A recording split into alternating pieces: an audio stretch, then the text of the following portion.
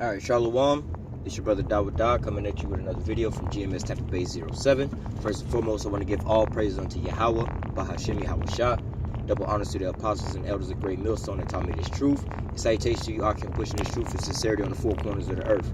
Alright, I want to get into just a quick little news update. You know, I was on my ride home from work. You know, not that I normally listen to, alternative news, so I get to pick up on, the daily news that's going on. But nevertheless, we got a couple news stories that's swarming in the media right now, and Apostle Tahar deemed this year the year of prophecy, and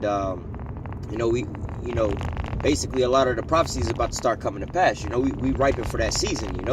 Everything is pretty much in play, for these prophecies to start happening. But nevertheless, just an update on some of these prophecies, not necessarily the prophecies coming to pass, but as you can see, things being set up for these prophecies to come to pass, It's basically like, when you're watching football, right? When you see both teams down there on the line and they about to hike the ball, there's a play about to start, But if, you're at the same football game and, neither team has taken the field yet, there's no play about to start, But nevertheless, just getting into some of these updates, we have the North Korea deal still, which is a war and a rumor of war. We've constantly been hearing about this deal going on, but North Korea, Kim Jong-un was talking about the button he has on his desk.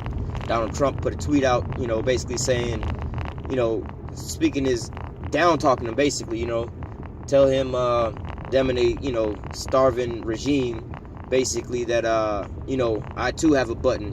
Donald Trump saying he has a button as well, but his button is bigger and better and it actually works.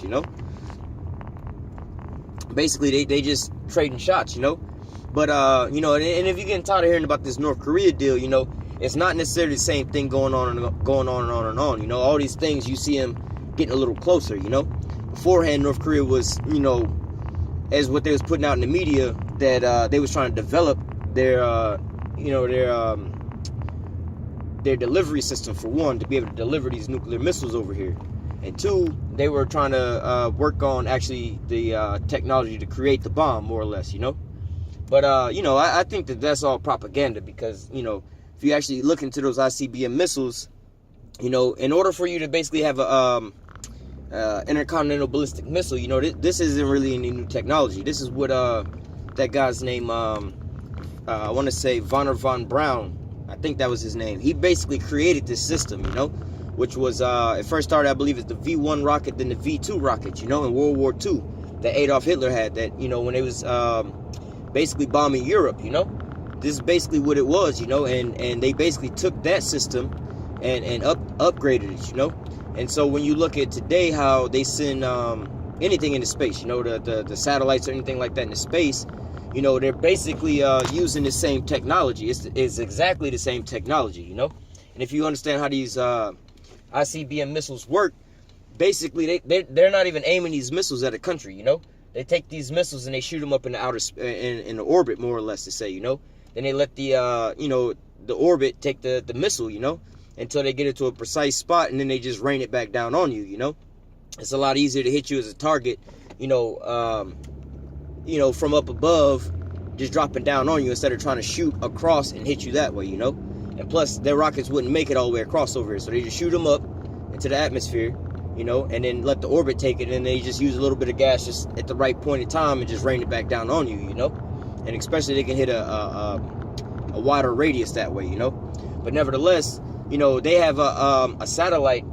Forgive me if I don't get the name right, but I believe it's called the Shining Star satellite. I believe they have 2 satellites that orbit the United States damn near daily, And so if they really want it, all they have to do is drop a damn nuclear bomb from the satellite, because it crosses over America, like I said, damn near every day, And at one point in time, this was a scare tactic that they pushed in the media, saying that North Korea could pretty much drop an EMP on us, And if you know about these nuclear warheads, that if you drop a nuclear bomb and you detonate it, maybe I think it's a mile or 2 or something like that, a certain distance above the Earth, it'll pretty much create a EMP effect, And so, that'll pretty much quiet America, get you into silence, more or less to say. But he's now, like I said, he's progressing and to the stages that he's at now. You know, beforehand he was trying to develop the missile. And now he's basically saying, look, we done got everything down packed now. We about to start mass producing these missiles now. So now they're in a whole nother stage. They're not no longer trying to, how do you say, figure out what they're doing anymore. You know, they pretty much got to figure it out. You know, it's like when you trying to create something for the first time. Let's say you're starting a new business, right?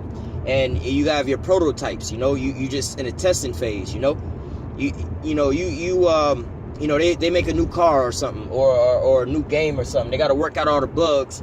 You know, there's no point of sitting here making a car and spending all this time to develop a car and don't test it out thoroughly. Then now you mass produce, 100 million of them. Come to find out there was something in there that you could have fixed in just your prototype model, and then you wouldn't have to go back and remake all these cars. You know, that's why they have recalls. You know, and same with all these other things that get updates like your phone and stuff like that. You know, they do thorough testing first and foremost before they start mass producing.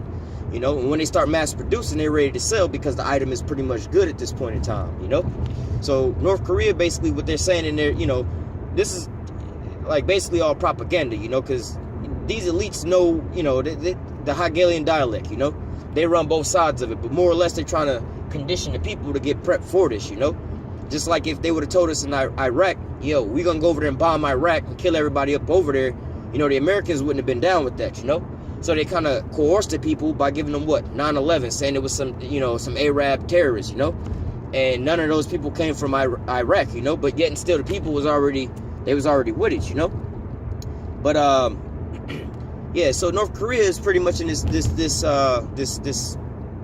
stage now of mass producing these or manufacturing these nuclear warheads, and this is just one more step closer because they're not necessarily I don't know how many missiles they have, but I believe America says they only have a small amount of these missiles, more or less to say, but they start mass producing these things, and now they're about ready to start using them, so we see these things happening, and especially in the scriptures it says, roughly paraphrasing, all you that bend the bow, all you archers that bend the bow, So North Korea is one of those archers that bend the bow. They have they have a nuclear program, they have these nuclear weapons, and they also threaten them with these nuclear programs, So basically, and also how the Bible say, have you become as weak as us, For years, people have always talked so much shit about North Korea, about how small they are, how pretty much a bum they are, and this and that, And,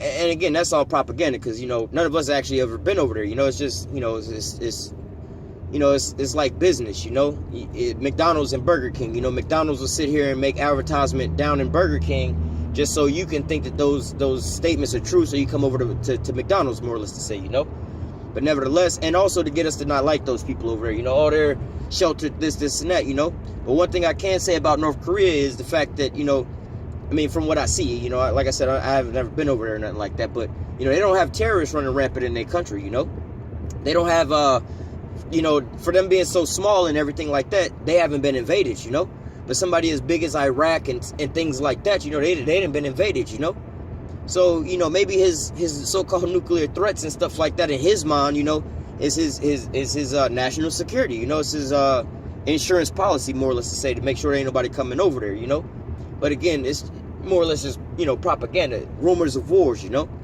But nevertheless, it is written about that this is how America's going to end in a how do they say, a blaze of glory, It's going to be turned into that lake of fire. All ye archers that bend the bow, basically shoot all your arrows at her, spare none, So, North Korea is getting into that spirit right now, and you just look around, all these things are getting geared up, for these end times. Everybody had to put down what they was regularly doing to deal with this, It's just like,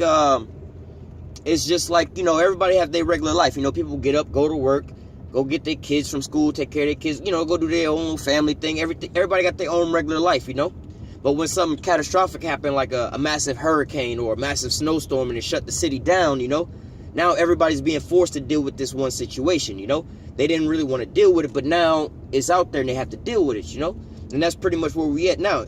Now these people have to deal with basically the Israelites, They basically have to deal with the Most High because the Most High done pretty much stopped everybody's way of life, more or less to say, and threw these prophecies up in their face, and now they have to deal with it, And that pretty much leads me into the next couple things, you know. Obviously, you have Donald Trump recognizing Jerusalem as the capital of Israel, you know. And really, these people, when you look at that whole situation, pretty much what that is Esau is, or, you know, Amalek, which is part of Esau, they starting to realize that they starting to lose this here grip on they secret, you know, the Jewish secret, you know, that they are the children of the Most High, you know, that, you know, they really Esau, you know, that's the secret that they're trying to hold, you know, because we're exposing them. People starting to do this here research, you know, and people are starting to find out about them. People are calling them out, you know, they starting to lose their power because they, you know, their only real power besides the sword is their tongue, you know. They deceive people. They're a great deceiver, you know. So people just believe these lies and they keep them on top, you know. But nevertheless, you know, people are starting to find out about all this stuff and they calling a bluff on it, you know. And it's forcing them to sit here and propagate more lies and stuff to get you, to rock you back to sleep, more or less to say, you know. So now they're trying to make Israel the capital over there, to make the whole world recognize them as the Jews. And like, you know, the whole world recognizes us as the children of the Most High. It's just you simple niggas who don't want to believe that, but the whole world, you know, you guys are stupid, you know. The whole world, look, we even got the capital here, you know. And another thing, you know, that they're doing, I just saw in the news update was over in Israel, they're at the point now, you know, this is just a starting point, you know. They're at the point of paying so-called Africans, you know. I don't know if they're actually Hamites or if they're, you know, Israelites over there, you know. But they're saying that they're paying so-called Africans that was brought over there throughout the slave trade and so on and so forth from different ways. They're paying these people to basically leave Israel, you know. Now, with the African thing, we know that we're not Africans, you know. But they're never going to come out on the news and say, oh, we kicking the Israelites out, you know, the real tribe of Judah out, you know. Even until this day over here in America, they won't classify us as Israelites or, you know, the tribe of Judah. They'll always call us Africans, you know. Africans, Africans, Africans. Even when they tell us that, you know, basically when the Romans sacked Jerusalem, you know, and the Jews that fled into Africa, you know, they fled being Jews into Africa, but once they got there, they were no longer Jews, they were just Africans. You see what I'm saying? So they just always go back to this African ordeal, but nevertheless, you know, you see what they're trying to get at, you know? They're making this here image because, you know, a lot of our simple ass people and everybody else, they lump Africans and you know, the Southern Kingdom as one people when we're completely different people. You know, we have a far, you know, so-called black people and so-called white people and so-called Asians, or like Chinese and Japanese and Arabs. These people all have a way closer DNA tie than they do to the Africans, you know. These are all Shemites. Africans are Hamites, all right? They're completely different people, you know. Regardless of what they look like, you know, they're completely different people, you know. But nevertheless, you know, like I said, they're trying to, how did I say, get your mind prepared for these things, you know. Okay, they don't want to say, oh, are we kicking all the Israelites out of Israel? Y'all can't come over here, because you would understand what they're really trying to defend. They're trying to defend their lie that you the real Israelites. You know, this big secret, the biggest secret of the whole world is coming out, and now they're scrambling to cover it back up, you know. And they're willing to basically just go to war and bomb every damn thing just to get everybody back into subjection up under them, you know. If they can make a big enough catastrophe, you know, everybody will just basically be like, you know what, we'll calm the fuck down and you know, we'll all band together, you know. Basically like before 9/11, everybody was doing their own thing. Everybody, you know, don't sit beside me or this and that and blah, blah, blah, blah, blah. But after 9/11, everybody came together. They all have their flags up. They all want to hold each other's hand and help each other out. You know, they had something catastrophic happen to them to bring them together, you know. Same as what Esau's trying to do. He's trying to, like, for one, basically genocide us, but then also bring on enough catastrophe to bring everybody together, more or less, you know. And if you can't understand that, it's the same tactic he's going to use to bring in this RFID chip. He's got to collapse the economy, bring such a tragic scenario where everybody goes broke, and then now they have to have a coping mechanism, you know. Problem reaction solution, you know. They have it's basically witchcraft, you know. They have a lot of different names for this shit that they come out with, but it's basically witchcraft. But nevertheless, you know, back onto this Israel deal, you know, they're paying so-called Africans to leave Israel, you know.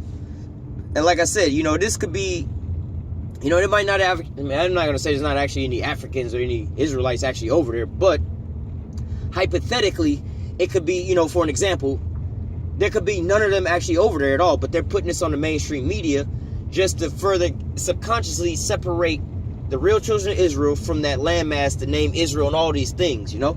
If they can get these people out of that land, you know, further in history, if history was to go on that far, they could be like, see, no, there was never any, you know, so-called dark skin or black people ever in this land, you know? Just like how they have you believing that the Arabs and the Jews have been, the Jewish people have been fighting for thousands and thousands of years. You know, when they talk about the Middle East problem, they say, you know, this is something that's been going on for thousands of years, when really, before 1948, there was no Jewish people in that land. They was all living in Poland and in Germany, okay? And in other parts of Europe, mainly Poland, okay? They was mainly all over in Poland, all right? So, and if you look at a census of that time, hell, if you look at a census in 1935, 1940, and anything like that, there was no Jewish people there. And if you go in time before that, there was no Jewish people there. So how could these people have been fighting for thousands of years when there was no Jewish people there to be fighting? And the population of Palestinian people was very small.